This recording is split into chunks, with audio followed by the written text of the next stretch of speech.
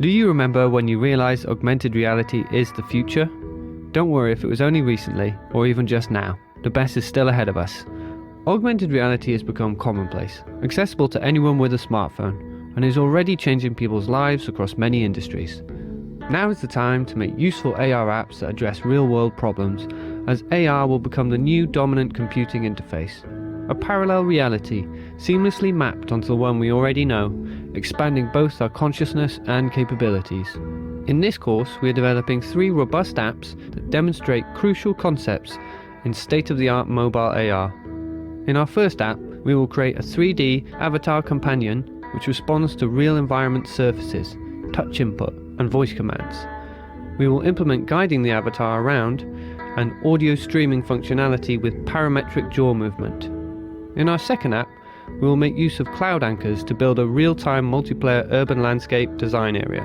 This app will enable users to spawn and manipulate architectural modules on a spawn platform which synchronizes the shared experience. The third app will be hands-free and wearable, using gaze mechanics to customize the physical environment. This project merges augmented with virtual reality, giving you a taste of what the future holds for us all, mixed reality or MR.